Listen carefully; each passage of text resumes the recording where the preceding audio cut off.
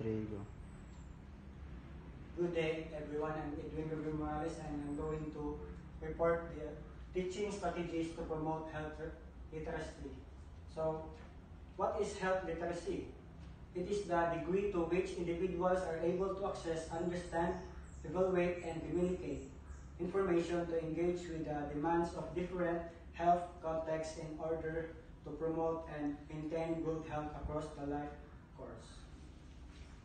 So, number 1 is establish a trusting relationship before beginning the teaching learning process. So, we must kinahanglan nila to getting to know the client, no? Kinahanglan nato makipag-ila-ila sa itong client para po dili siya mahadlok o kaning komportable siya na willing siya makatuon o dili siya magka-anxiety. So, be open and honest about specifically needs to be learned to build their confidence. So, maging open ka nga kanang imong gitudlo is makakuha na sa imo, makahatag ng kaayuhan sa client o para mahatag nimo ang ilang confident. So, encourage family and friends to help reinforce the client's self-confidence. So, atong istoryahan po ang mga family niya o friends sa client na dapat istoryahan niya ang kuha ng client na maging kuhan siya kaning build yung self-confidence. So, number 2,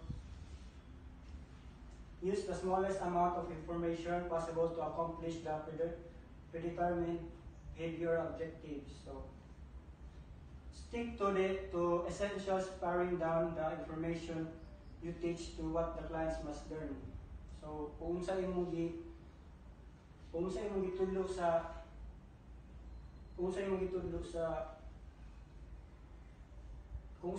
sa client mo lang to dapat imong itudlo.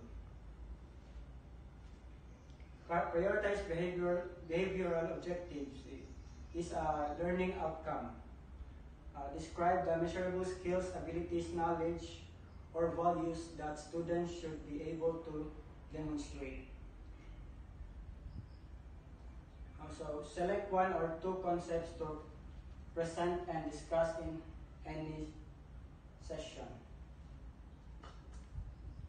Present the context of the message first before giving any new information. So, bago ka maghatag og bagong informasyon, maghatag sa tao kaning context, kanang situation sa message.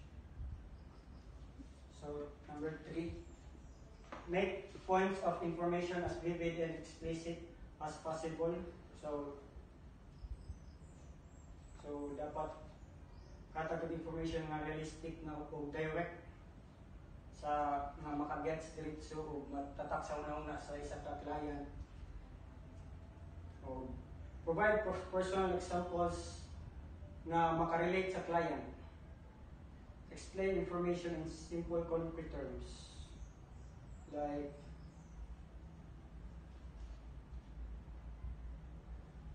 anong sa balay. Number 4, teach one step at a time. So, teach one step at a time. Teaching in increments and organizing information in segments of information chunks helps to reduce anxiety and confusion and give time for clients to understand each time before proceeding to the next unit of information. So, the next unit of information. So, dili nato paspason og tudlo sa atong client, no, dapat isa ka lesson at a time para dili dayon malibog o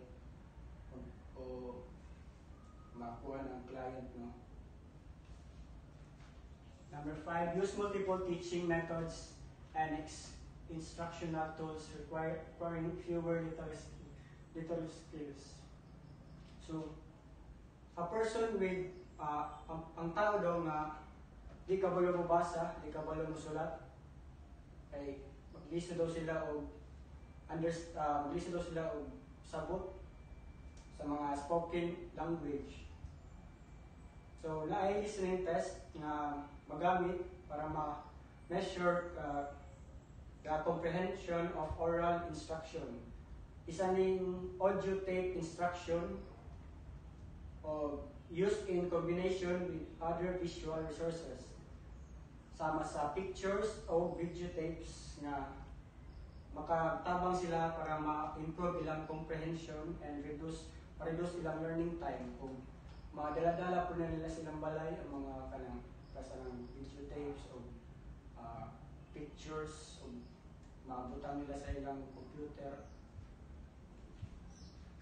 So number 6, allow patients the chance to restate information in their own words and to demonstrate any procedure being taught. So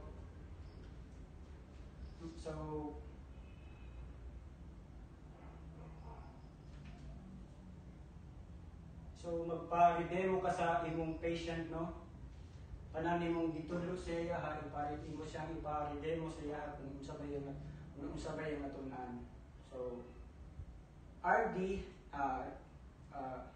return demonstration, hands-on practice, role-playing, real-life situation, sharing personal stories in dialogue form are communication models that provide you with feedback about patient's level of functioning. So, yan yung makita kung unsa siya ka willing na mag-learn.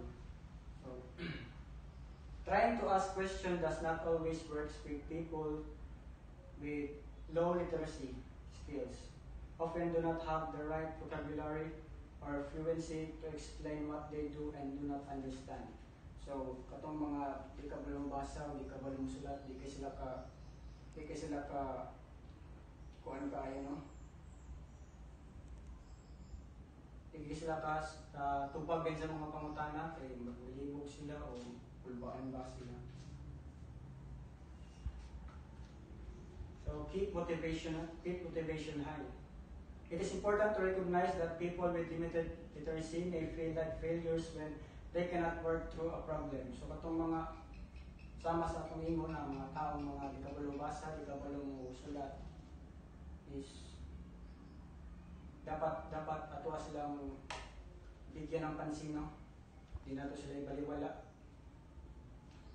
So ato silang tambagan na normal lang na dili dayon ta maka-catch up sa isa ka information or isa ka lesson na atong ma-learn dayon.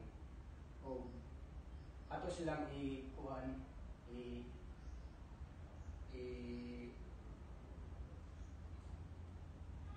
inyong bisag pag nga maayo diha ko nimong ginabuhat. O imong encourage sila nga mag-keep trying sila and recognize any progress they make. Ilang mga kuan kanang palitan nila ang ilang mga progress o encourage dapat sila nga keep moving on. So number 8, build in coordination of procedures. A way to facilitate learning is to simplify information by using principles of tailoring and queuing. So tailoring refers to coordinating recommended regimens into the daily schedule of clients, rather than forcing them to adjust their lifestyle to these regimens. Queuing focuses on the appropriate combination of time and situation, using prompts and reminders to get a person to perform a routine task. So number 9, use repetition to reinforce information. Repetition at appropriate intervals is a key strategy to use with clients that have low literacy. So katong mga taong mga low literacy is kanang nagiusahay nga makalimot sila, so ato silang balikon og pasabot sa lain ng mga pamaagi o kanang tanan nga gi-lecture sa is ibalik og tudlo. Time well spent repetition, same thing, different ways, is one of the most powerful tools to help clients understand their situation and their importance of care measures. So that is all. Thank you for